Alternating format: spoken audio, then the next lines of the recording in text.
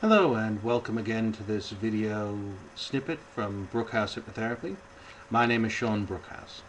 A common question that I get asked is, what sort of conditions can hypnopsychotherapy treat? Well, they fall into a certain number of categories. I'd like to go through each of them with you just briefly. The first are thoughts and ideas. Thoughts and ideas can be problematic when they're intrusive, unrealistic, upsetting. Certain kinds of examples of these would be continued thinking that one is suffering from an illness despite medical reassurance, doubting whether a partner is being faithful, thinking negatively rather than seeing the good side of things, wondering whether others are being negatively judgmental. These sorts of thoughts and ideas are particularly useful as far as the treatment of hypnopsychotherapy is concerned.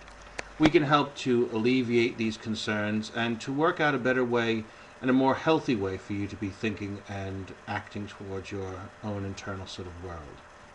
We work with phobias.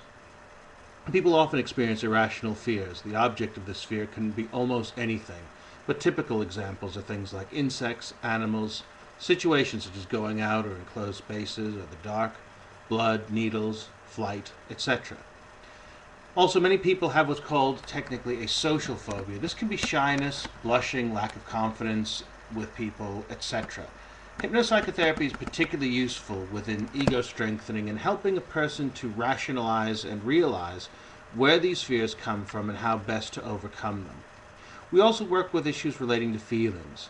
People can suffer a wide variety of feelings which can be distressing if too severe or too regular. For example, panic attacks, anxiety, jealousy, guilt, anger, low self-esteem, lack of confidence. One could argue that in psychological terms, most difficulties people undertake and most people go through could fit under the feelings category.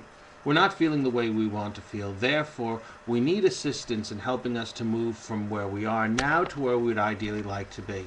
And that usually involves getting our feelings into check. In other words, taking control of the way we feel rather than having our feelings take control of us. We also work with habitual issues, things like smoking, nail-biting, poor sleep patterns, and occasionally more deep-seated compulsions like drinking or gambling. Habits are things that human beings go through anytime, all the time. And for most of us, we outgrow habits and we pick up new ones.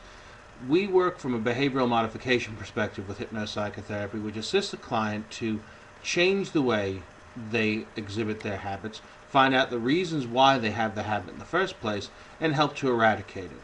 In cases like smoking, for example, this is usually done in a single session protocol, which assists people from getting to the point of desiring to be a non-smoker to actually being a non-smoker.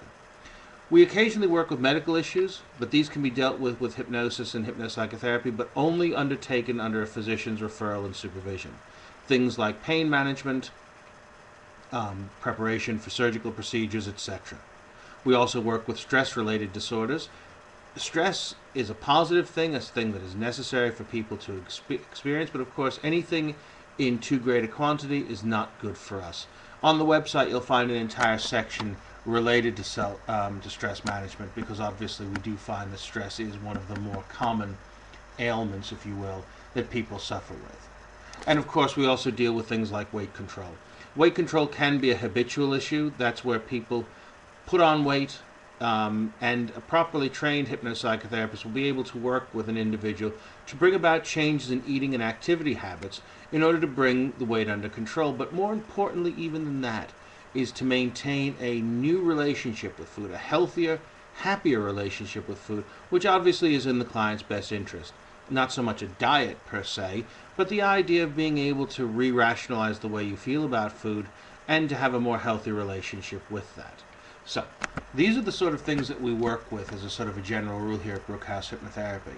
This is not exhaustive as a list, however, and if you have any questions or queries and you'd like to get in touch, please feel free to give me a call on 0161-881-1677 or email me at inquiries@hypno-nlp.com. Thanks for listening, thanks for watching, and I hope you got something from this little clip.